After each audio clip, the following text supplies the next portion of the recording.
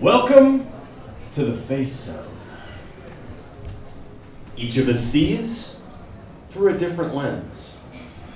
The same artwork can be a masterpiece or mud, depending on the museum goer. A referee's call is often disputed by the other team. Where 17th century military engineers envisioned coiled metal as a way to dislodge bullets, vintners saw a corkscrew. Such disparate applications, war and winemaking. 7 billion points of view, and growing. The Face Zone is my point of view. A creative space where I reflect on inner and outer worlds. A place where I imagine, draw, and write about it. The resulting pieces could be flashes from fantastical narratives for which you must construct a plot. It could be metaphors, could be puzzles, jokes, commentaries, commands, questions, visions. What connects them is that they all begin with some kind of captioned face to prompt reaction and thought. Now, as much as the material is a window into my worldview, it's also a mirror reflecting yours. As your particular combination of experiences, values, and beliefs influences the meaning that you take away. Though some of our associations may overlap, they don't have to. The point is to set minds in motion. Toward what and to what end is for you to decide, but enjoy the sights along the way. Surreal daydreams to trip your imagination.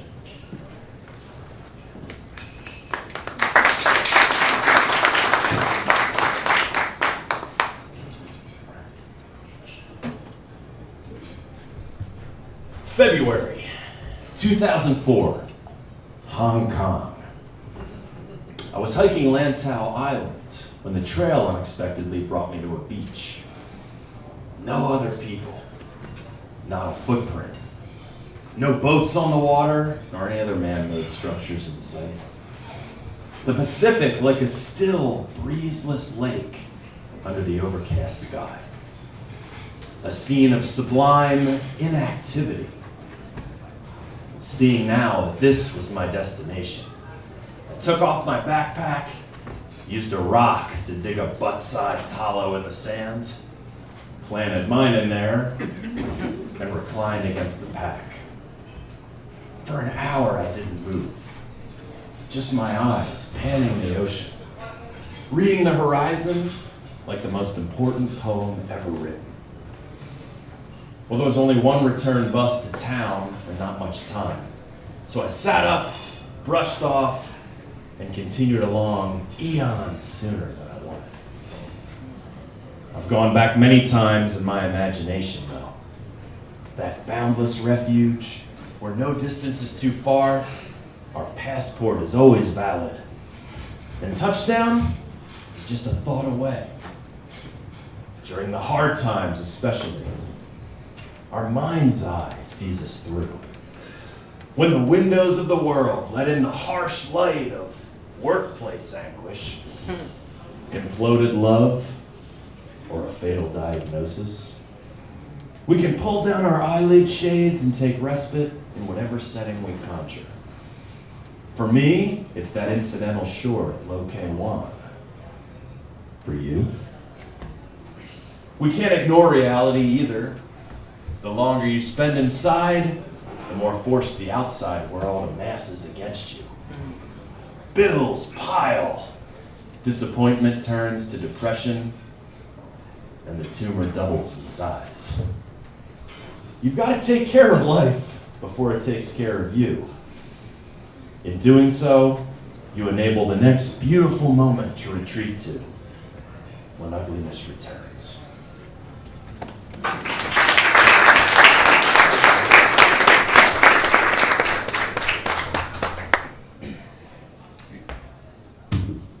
The less accessible a thing, the greater our desire. We're cats, incessantly scratching at a closed door while ignoring the open one next to it, obsessing over what we can't have. Those late night munchies intensify once you see that the takeout place is closed and dark for the evening. Husbands yearn for the woman next door as their wives lay close. Compare the panicked sprint to find a job with the dreadful slow walk toward the time clock.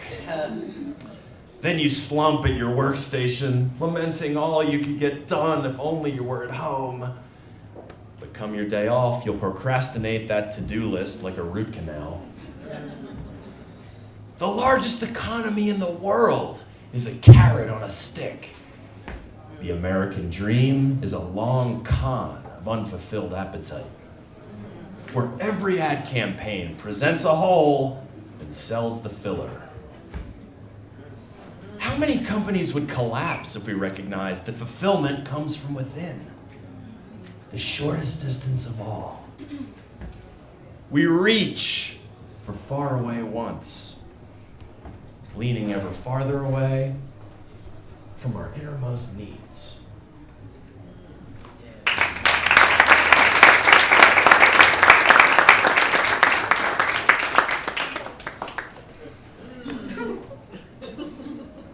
Eating is as intimate as it gets. The ingesting of organic material through the middle of your face, down into your deep physical core to become temporarily one with the consumed mass. It's even more penetrating than intercourse. Food is so personal that we judge others by their meal choices. Order something gross on a first date, and it could be your last. The fifth grader with the strangest brown bag lunch gets picked on most in the cafeteria. Americans find Southeast Asians offensive for eating dog, even though we eat large dogs called cows, which makes us seem ignorant to Hindus. Shrimp greatly upset me because of their pinkish orange fingernail-like shells and poop veins. So when I lived in Shanghai, it probably took a month off my life to catch a glimpse of my Chinese office maid aggressively stuffing entire prawns into her mouth until the ends of their shockingly long antenna disappeared into her satisfied expression. In the process of devouring them, she became prawn-like. And I'm sure she'd feel the same about the scrapple I chowed down as a Pennsylvania native. Seeing an animal feed can bring on the same revulsion. The sickest thing about opening a trash can swarming with bugs isn't necessarily the insects themselves, but that they think it's delicious in there. In the moment, that itself justifies the swatting. If you are what you eat, then those flies are rot-filled maggots, unwelcome in our space. One person's haggis is another's honey. Taste is pure subjectivity. Whatever a mangoon is, it's out there somewhere. It's awful, and it's hot, sexy dinner for some ravenous mouth that can't get enough.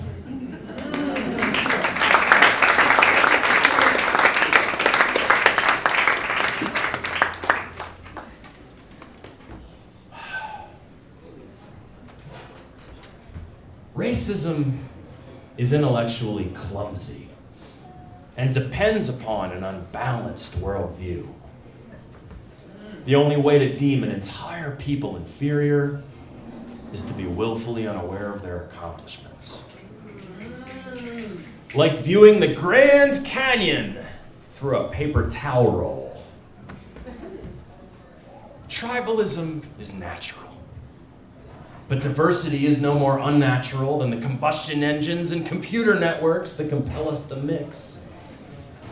And since the world has gotten too small to segregate, we either learn to move forward in step or we trip fatally over one another, tilling the soil for our replacement.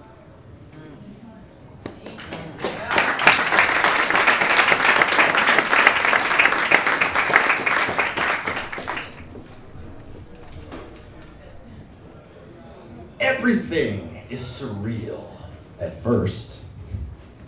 Drive a baby under the track lighting of a freeway tunnel with the sunroof open and watch his face transform as if seeing God.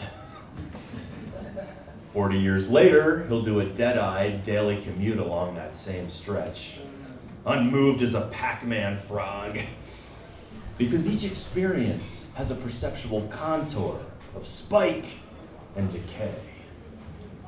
Otherwise, honeymoons would last forever. The first hit wouldn't be free, and the latest fashion would still be Cro-Magnon chic. We thrive on the right kinds of change. Discovering punk rock in high school was a glorious exploding gift from an alternate dimension after years of enduring the pedestrian sedation of top 40. These days, my favorite reality shifts occur through travel, where a foreign landscape becomes home over time, and home feels foreign upon returning. Then reality reestablishes itself, and I begin planning my next departure. Long before our body collapses, our soul withers when starved of novelty. The agony of solitary confinement hinges on indefinite sameness, but the unincarcerated also cage themselves by uncritically settling into mind-numbing routines, slow boiling in the gradual cook of their rerun days until retirement hits with scarce time and energy for a spiritual recovery. Now is the time for new, for getting a better job, or taking a different way home at least, for catching a buzz or trying sobriety.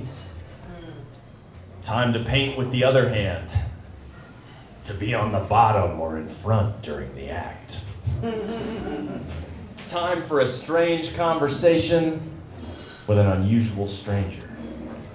Today is the day to act on curiosity and inject some life into our lives.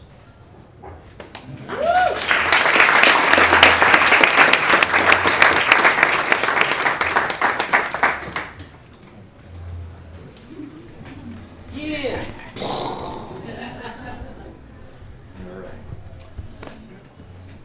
I grew my first chin beard in 10th grade. Not the broom it is today, a half inch at most, but enough to change the game. Less emasculating sarcasm from peers. More attention from girls. Feeling closer to adulthood than childhood. Seeing that manly little outgrowth in the side view mirror as I cruised along with a newly acquired driver's license. Well, the hair and its effect have been growing ever since. On a 3-week road trip from Philly to LA, my friends and I ended up along the same route as 50,000 hogs headed for the 60th annual Sturgis Motorcycle Rally in South Dakota. Everywhere we went, it was bikes, beer, and badasses. On the outside, well, from the neck up at least, I blended in and earned us a little cred in a subculture not known for its warmth. On the inside, I'm too anxious to ride a 10-speed through town. Some years later, I was in the Uyghur city of Kashgar, where the Muslim men greeted my uncut bushiness with nods of approval, perhaps thinking that I was with Allah, when in fact I'm spiritual but not religious, as my online dating profile would say. After that, I took a teaching job at an urban Maryland high school in which being a goat-like caricature of myself fast-tracked classroom rapport and greatly increased the number of completed homework assignments. Impressive how a tuft of facial pubes can alter so many outcomes. How differently might events have unfolded had I shaved, which triggered conversations and resulting relationships would never have occurred. Which ones would have in their place? Maybe I get carjacked or miss meeting the love of my life in the beardless version. If nothing else, against my bald-headedness, it keeps me from looking like a crazed volleyball.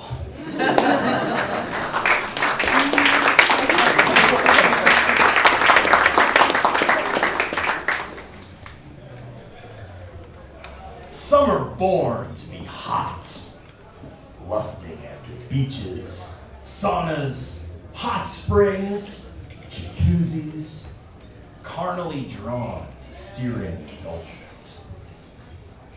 I have an extraordinary aversion to high temperature. While everyone else prepares for their Florida retirement, I daydream of pounding slushies in Alaska. I'm so white I'm almost blue. So UV rays scorch me like flame on marshmallow. Walking on an August afternoon, I can actually feel my cells being murdered. If there's even a leaf's worth of shade, I'll park my little toe there. And indoors, I require cryogenic levels of air conditioning. I wish the future were colder. But global warming is as established a fact as the solar system, and it would take a geek with more degrees than the sun to reverse it.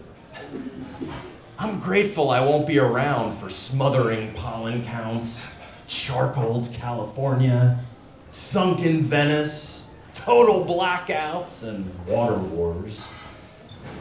What can I say? I like my Arctic with a shelf. Despite our blistering fate, it is worthwhile to slow down the burn. If we at least delay the inevitable through science and sacrifice, we could eke out another generation or two who would greatly appreciate it and buy our species a little time to figure a way off the planet. Really, doing nothing is tantamount to blasting a fart in a packed elevator as you're leaving. And that is some karmic heat I don't want to take.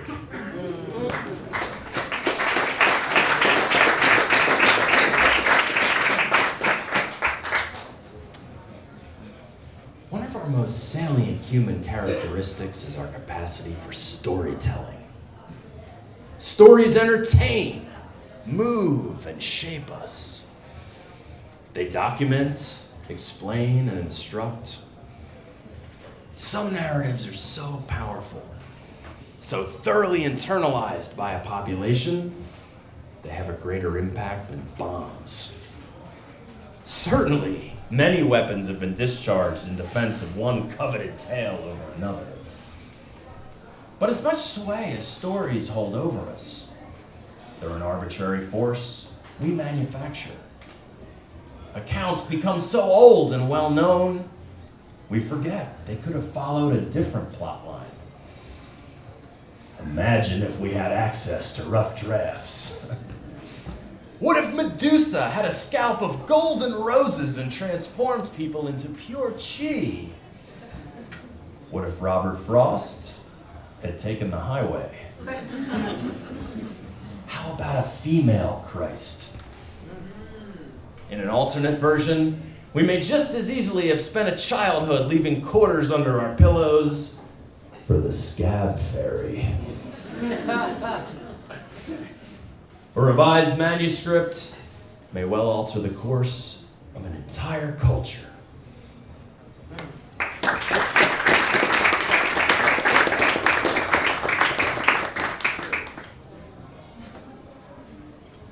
You can't crop a giraffe.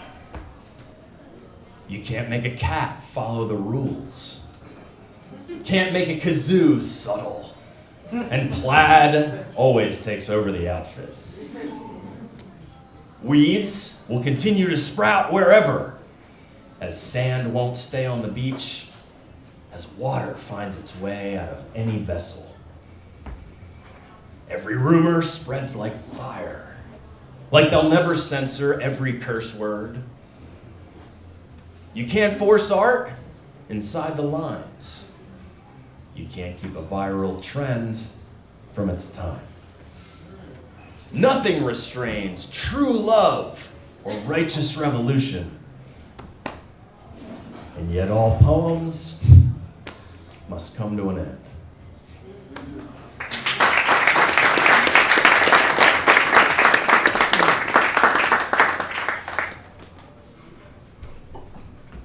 Our lives are a choreography through the abrasion of time. We maneuver about the stage of existence, each experience adding to our spiritual core while simultaneously eroding its container. Just as a pencil shortens with every expressive stroke, a ballerina grinds herself down a little more to stick the next inspiring landing. A marathoner crosses the finish line with a smaller body and a bigger soul. The same goes for rock climbing, mosh pits, work, love, any act at all. The most significant choice we make each day is how to use ourselves up, on what to spend our fleeting life force. Fully living means dancing toward death, with purpose, passion, and style to stick that ultimate landing.